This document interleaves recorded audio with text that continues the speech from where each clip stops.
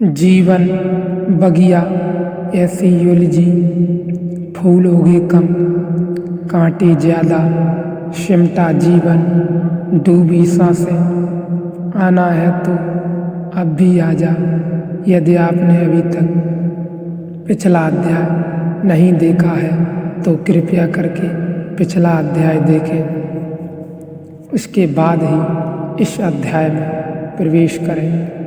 रस्सी में कुछ भी नहीं होता और फिर भी बहुत कुछ हो जाता है। रस्सी में कुछ भी नहीं होता।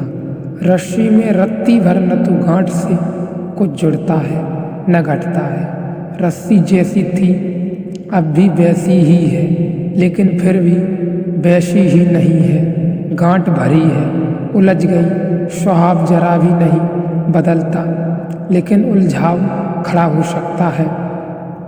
बिना स्वभाव ही बदले स्वरूपतः कुछ भी नहीं बदला है रस्सी में, लेकिन सब बदल गया। रस्सी किसी काम की न रही। कुछ बांधना हो तो अब नहीं बांध सकते, क्योंकि रस्सी खुद ही बंधी है। रस्सी का कोई उपयोग नहीं रहा अब, लेकिन क्या उसके गुण में, धर्म में कोई अंतर पड़ा है? जरा भी अंतर नहीं पड़ा। और यह गांठ क्या है? क्या गांठ कोई वस्तु है? इसे और थोड़ा ठीक से समझ लें। क्या गांठ कोई वस्तु है? अगर वस्तु होती गांठ तो बिना रस्सी के भी हो सकती थी। अलग निकाल कर गांठ को रख देते, रस्सी को अलग करके चल देते, लेकिन रस्सी से गांठ अलग की नहीं जा सकती। इसका यह मतलब नहीं है कि रस्सी को गांठ से मुक्त नहीं किया जा सकता। रस्सी को गांठ से मुक्त किया जा सकता है, लेकिन गांठ को रस्सी से अलग नहीं किया जा सकता। आप निकाल कर गांठ अलग और रस्सी अलग ऐसा नहीं कर पाएंगे, तो गांठ कोई वस्तु नहीं है। गांठ कोई पदार्थ नहीं है। गांठ का कोई स्वतंत्र अस्तित्व नहीं है। गांठ केवल आकृति है, केवल एक रूप है। केवल रूप, भीतर कुछ भी नहीं है। उसके भीतर तो रस्सी है, गांठ के भीतर कुछ भी नहीं है। गांठ खुद में कुछ भी नहीं है। कोरा रूप, कोरी आकृति। इसलिए इसे ऐसा समझें कि गांठ का अस्तित्व वस्तुगत नहीं है, वह सिर्फ एक गांठ है। गांठ का नाम भी ऋषि यो ने जगत को नाम रूप कहा है। उसका अस्तित्व नहीं है, वह सिर्फ एक गांठ है। गांठ का नाम भी है, रूप भी है, लेकिन अस्तित्व बिल्कुल नहीं है। गांठ है, रूप भी है, नाम भी है, पहचानी भी जाती है और बाधा भी डालती है, सुलझाई भी जा सकती है, फिर भी नहीं है। गांठ माया है। जगत को जो जानते हैं वे कहते हैं वह नाम रूप गांठ है। वह एक ग्रंथि है। जैसा जगत के संबंध में सच है, ऐसा ही मनुष्य के संबंध में सच है। मनुष्य भी एक गांठ है। नाम रूप अगर गांठ खोल दें तो पीछे जो बचेगा वह परमात्मा है। आदमी सिर्फ गांठ है। आदमी सिर्फ एक ग्रंथि है। खोल दें गांठ तो नहीं बचेगा। वह जो नामधारी था वह नहीं बचेगा। वह जो रूपधारी था वह नहीं बचेगा। वह जो कहता था मैं, वह नहीं बचेगा। गांठ खुल गई तो मैं गया। सब गांठों का जोड़ है। सब गांठों का जोड़ मैं है।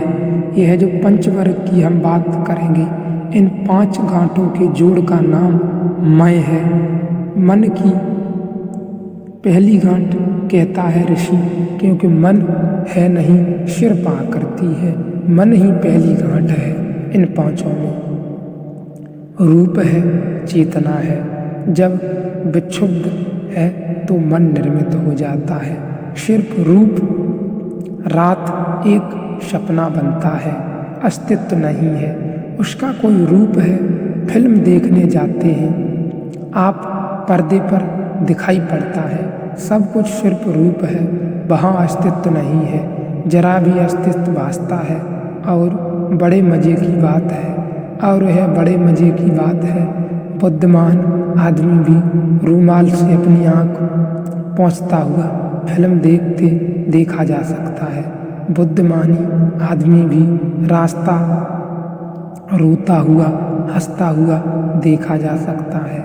और यह भली भांति जानता है कि पर्दे पर कुछ भी नहीं, फिर भी रूप धोखा दे जाता है, होने का जैसे है। और क्षण भर को जब हम आसक्त हो जाते हैं रूप से या स्वयं को भूल जाते हैं, जब तक रूप हम आसक्त हो जाते हैं तो स्वयं को भूल जाते हैं, बिल्कुल वास्तविक हो जाते हैं। फिल्म अगर आप याद रख सकें, अब दोबारा फिल्म देखने जाएं तो ये प्रयोग करें, पूरे समय अपने को याद रखने की कोशिश करें और फिल्म को देखें। फिर अगर आंसू आ जाए तो असंभव है। आंसू आ सकते हैं एक ही व्यवस्था से कि आप अपने को भूल जाएं, आप भूल ही जाएं कि आप भी हैं, वहाँ दृष्टा भी है, वहाँ फिल्म ही रह जाए। आप इतने तल्लीन हो जाएं कि आपको यह याद भी न रहे कि मैं भी हूँ, आया हूँ देखने। यह भूल जाए, जो दिखाई पड़ता है वही सब कुछ हो जाए, दृश्य सब कुछ हो जाए। और दृष्टा भूल जाए तो और दृष्टा भूल जाए तो आँख में आंसू भी आ सकते हैं, रोना भी हो सकता है, चित्त उदास भी हो सकता है, चित्त प्रसन्न भी हो सकता है। और वहाँ पर्दे पर कुछ भी नहीं है और चित्त में सब कुछ हो सकता है। मन भी रूप है, लेकिन वह भीतर बैठा हुआ दृष्टा है। वह जो क्षेत्रज्ञ है वह भूल जाता है कि मैं भी हूँ। बस इतनी विस्मृति और दृश्य सब कुछ हो जाता है। फिर गांठ बंध जाती है, फिर गांठ भारी हो जाती है। और जन्मों जन्मों से हम बैठे हैं उस सिनेमा गृह में, उस सिनेमा घर में जिसका नाम मन है। यह बहुत महत्वपूर्ण बात है। हम जन्मों जन्मों से उस मन में बैठे हैं जिसका नाम सिनेमा घर है, जिसे हम मन कहते हैं। उसमें हम बहुत सारी पिक्चरें बनाते और बिगाड़ते हैं, उन्हें दृश्य और स्मृतियाँ कहते हैं। बनती चली गई हैं, गांठ रूप हो गई, सघन होते चले गए। जितने हमने दृश्य बनाए, कुछ भूल गए, कुछ याद करते हुए कठिन होते चले गए, छप गए मन में। पागल को हम पागल क्यों पागल कहते हैं?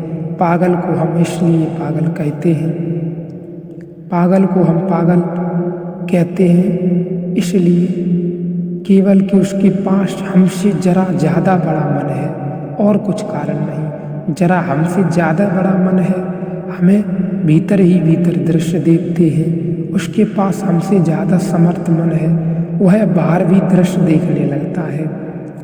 आप भी अपने प्रियजन से भीतर भीतर बातें करते हैं। पागल के पास आपसे ज़्यादा और उसी दिशा में बढ़ा हुआ मन है। वह अपने प्रियजन से खुलेआम कमरे में बैठकर बात करता है, जो वहाँ मौजूद नहीं है। आप भी करते हैं, आप जरा भीतर गुपचुप करते हैं। उसकी क्षमता परफेक्शन की आपसे ज़्यादा बड़ी है। वह व्याकुल कुशल है। वह सामने कुर्सी पर बिठाकर ही बात करना शुरू कर देता है। फिर हम कहते हैं यह आदमी पागल हो गया है। पागल की नहीं बात है कि जो पागल है वह हमसे ज़्यादा मन के रूप में बाहर बातचीत करने में चिल्लाता है। हम वही चर्चा अपने अंदर करते हैं, इसलिए हम किसी व्यक्ति को पागल समझने लगते हैं।